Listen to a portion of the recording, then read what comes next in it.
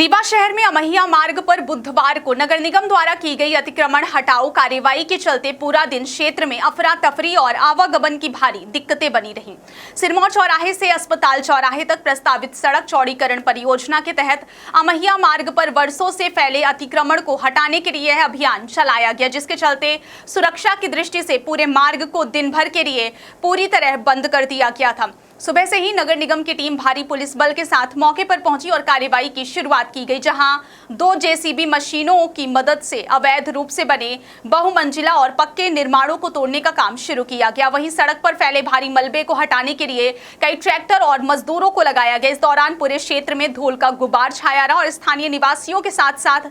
राहगीरों को भी काफी परेशानी का सामना करना पड़ा। कई घंटों तक सड़क पूरी तरह अवरुद्ध रहने से आसपास के क्षेत्रों में यातायात दबाव बढ़ गया और वैकल्पिक मार्गों पर भी जाम की स्थिति बन गई है। अमहिया मार्ग जो पहले ही सकरा और अव्यवस्थित था, वहां अतिक्रमण के कारण स्थिति और भी गंभीर हो गई थी। खासकर अमहिया तिराहे के पास, जहां 4 पहिया वाहनों का गुजरना भी चुनौतीपूर्ण हो गया था और अक्सर लंबा जाम लगा रहता था। नगर निगम अधिकारियों के अनुसार यह कार्यवाही लंबे समय से प्रस्तावित थी, क्योंकि सड़क चौड़ीकरण के लिए आवश्यक भूमि पर कई लोगों ने वर्षों से अवैध रूप से निर्माण कर रखा था,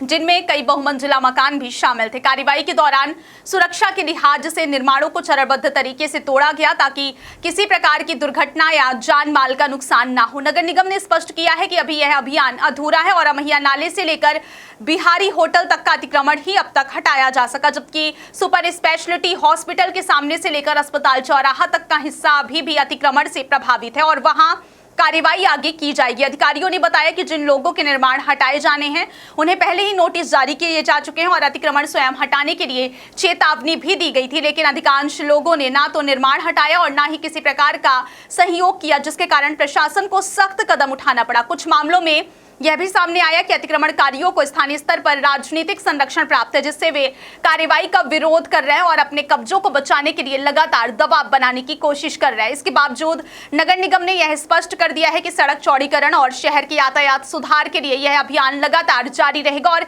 किसी भी प्रकार के दबाव या विरोध के बावजूद अवैध निर्माणों को हटाया जाएगा। इस कार्रवाई के चलते पूरे दिन क्षेत्र में व्यापारिक गतिविधियों भी प्रभावित रही और दुकानदारों को ग्राहकों की कमी का सामना करना पड़ा। वहीं आम लोगों को अपने गंतव्य तक पहुंचने में अतिरिक्त समय और दूरी का सामना करना पड़ा है।